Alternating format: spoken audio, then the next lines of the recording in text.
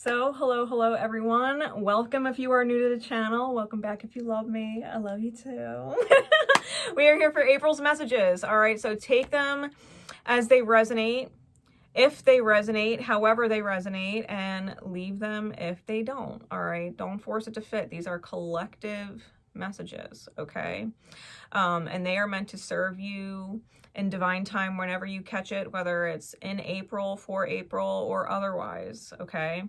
I always recommend that you listen to each of the signs and the house in which it rules, right? Taking the message and allowing it to serve the arena in which it best serves you, right? Each zodiac sign in our chart rules a particular house, and that house has a particular meaning. So don't take a love message and apply a sign in its love message to your house of finances and possessions, right? Or career. Doesn't make sense to do that, right? Apply it to the house in which it rules. With that said, if the reading doesn't resonate and you're still drawn to the channel, you may resonate to the Divine Rebel Diamond membership that I offer here on the channel. They have their own zodiac messages each month, as well as, you know, weekly energy reports and personal readings on Sundays. So if for whatever reason this general message, this public collective message doesn't quite fit you, but you really do love me and the channel, check out the sneak peek that I have saved for you at the end. Because if the sneak peek at the end resonates with you, chances are you're in the vibration of the different Divine Rebel Diamond family that we have here at the channel. So if that is the case, I look forward to serving you in a higher vibration there. So with that said, enjoy the message, enjoy the sneak peek, and let's get into it. All right, Libran energy, the house in which Libra rules for you. I've been guided to my traditional Rider-Waite Tarot and the Intuitive Night Goddess Tarot for your reading. There will be guidance, but it's in a separate video called Oh Fugace, and you can catch that after this video is done if you'd like. All right, so let's get into it. Spirit, please. For Libran energies, the house in which Libra rules for you.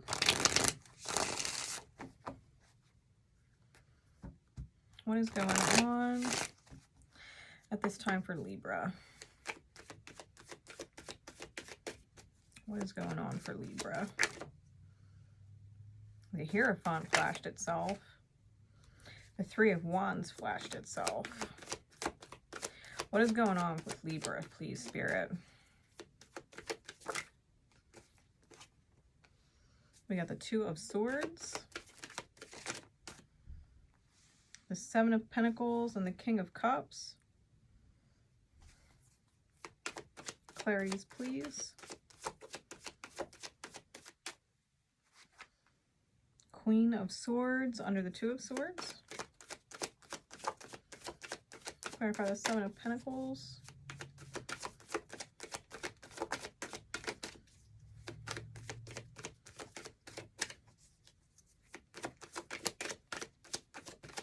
And the King of Cups.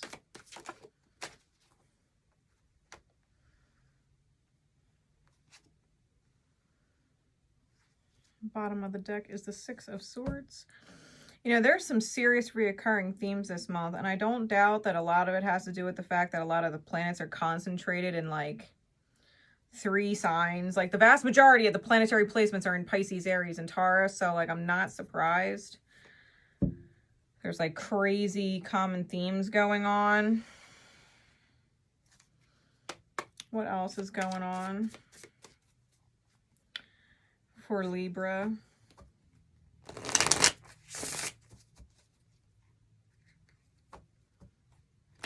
What else is going on for Libra?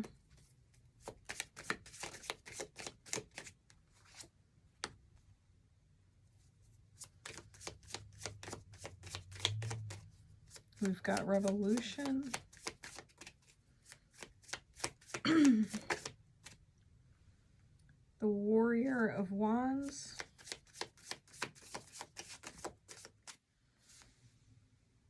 The Two Two of Pentacles and clarifiers. We got the Five of Wands, the Seven of Wands, and the Seven of Swords.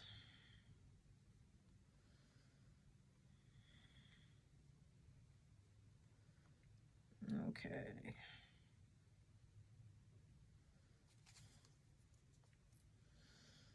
Four of Cups is on the bottoms. King of Wands is on top. On the Rider-Waite Tarot, we have the Knight of Pentacles on top and the Six of Swords on bottom. All right, Libra.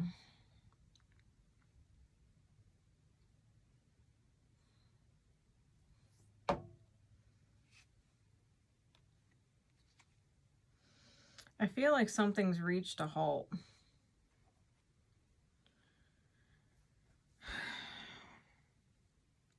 Because the Knight of Pentacles and Rider-Waite is stagnant. They're not moving. The horse is not moving.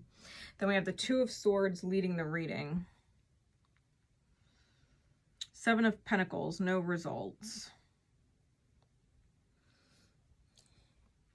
And I feel like if you were to try and have a conversation about what's not working, right? Trying to move forward, having that conversation, I think it results in a Tower moment. And you're going to need to work on moving forward. Right? Just looking at the bottom of the deck, especially if you're dealing with someone who keeps you trapped in your head or they play mind games. I've got Gemini energy twice under that. It may just be significant for them. Placements in their chart. I've also got Virgo energy out here. And Mars energy out there. Might be why you've connected to this person, or what might be pushing you to disconnect from this person or situation, right? Take it as it resonates.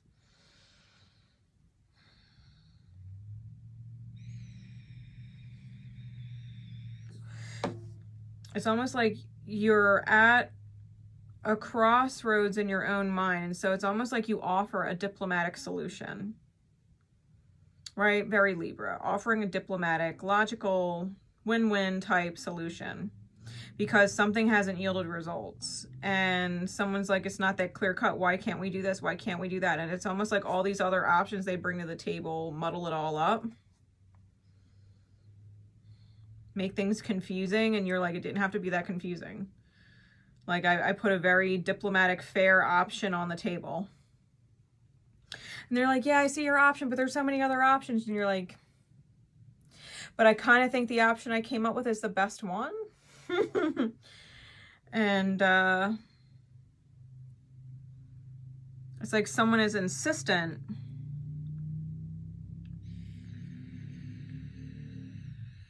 Or there's an energy that's insisting on resisting you, right? Like you're trying to be fair. And be like, why are you distracted with all of these other options? Like the option that I came up with is legit the best one. And they're just like, yeah, but. You might have to be emotionally mature about it, not be reactive, and kind of go your own way, right? That Six of Swords on the bottom of the deck, like moving forward.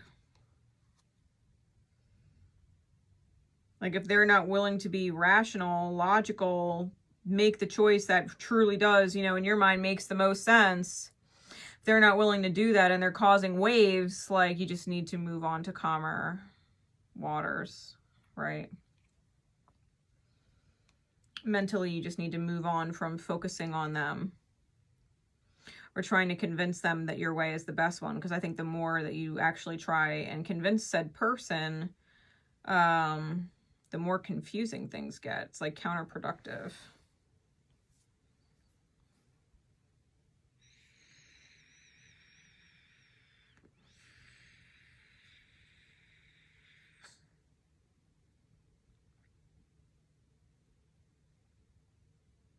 I think the longer you sit on these energies instead of taking the lead. I think the more you sit trying to convince these energies to come along or work with you or be on the same page, I think the more you try and convince them, it really does just cause more confrontation. The Ten of Swords is on the bottom twice now.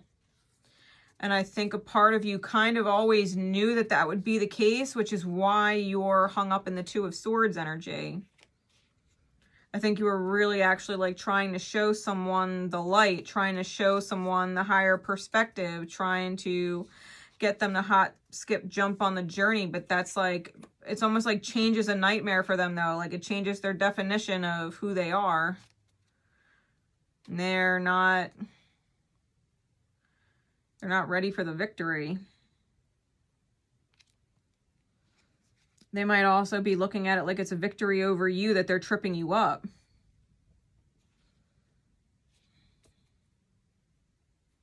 Like in a weird, twisted way. Like they're getting you all kinds of twisted and kind of liking it. That they're taking your power away. Taking your peace away, like makes them feel powerful. Like they could say no, they can do what they want, you know what I mean? And it's like, yeah, we got the Tower with the Five of Wands. That's the Revolution card.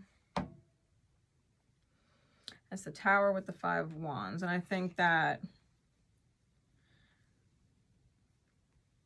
at some point, you're going to have to recognize the Knight of Wands is someone reckless or instigative sometimes that's just thieving your energy. They're just stealing your energy, and you kind of have to get into your Pallas Athena placement, right? Pallas is in your chart. Like I'm a Pallas rising. I have Pallas and Cancer rising on my chart. And so it's like having to get into your Pallas energy, because Pallas is your self-defense system that actually wins the war. Like if you think about Aries being the god of war and Athena, who is a goddess of war, one is aggressive, right? Mars, Aries is aggressive, but Pallas, right? Athena is defensive. She's strategically defensive, and she wins because she's essentially playing the long game. She's playing defensively.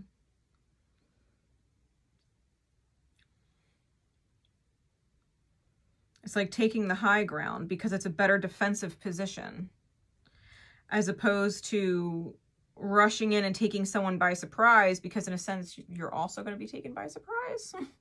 You're just rushing in, right? Arian energy tends to rush in and figure it out later.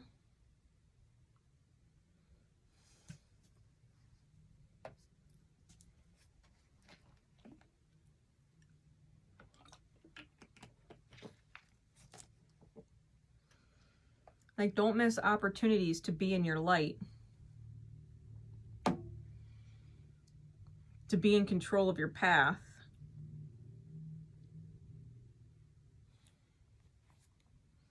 Because other people are making you juggle. Right? You've got to defend your own... You've got to defend your own battles, or defend your own energy, right? Because if your energy is no good for you, it's no good for anybody else. So it's almost like someone is putting you in a position to guard your own energy, to be very consciously aware of your own energy, because otherwise you're going to start juggling their energy and they're going to steal your energy.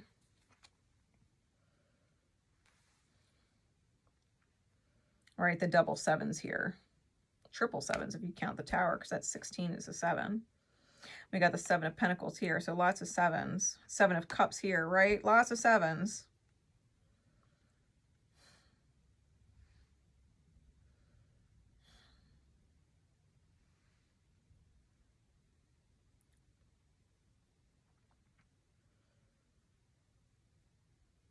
Really, even the two other cards that are not sevens add up to 7.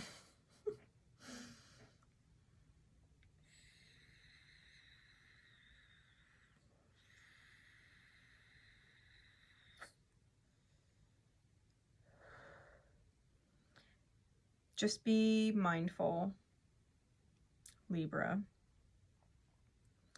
that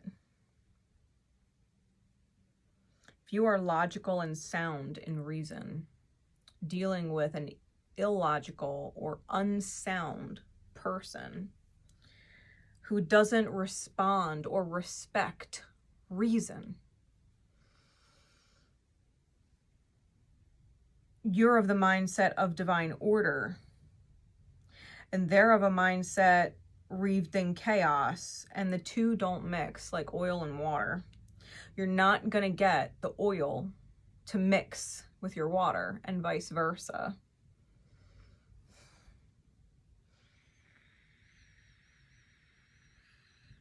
If it doesn't mix, it doesn't mix. You can shake it and try and make it mix all you want, but that water and oil is going to re-separate itself. You know what I mean?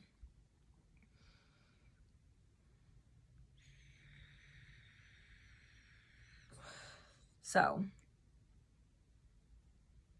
don't miss opportunities to be in your light. Don't let other people steal you out of your energy or rock your boat. You know what I mean? If you're diplomatic and reasonable and someone's not, then just move forward.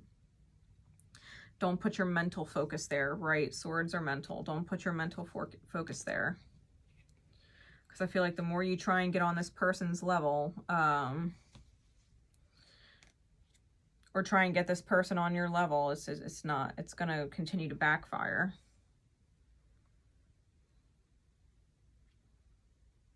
I do hope you enjoy the sneak peek, and I will catch you in a fukase. All right, Libra. I feel like you have choices to make regarding what might be a repeating pattern of pain or sorrow. Certain soulmates connected to you in your life, whether it's the same soulmate in different experiences or different soulmates resulting with the same type of experience, the same type of feeling, right? Sorrow.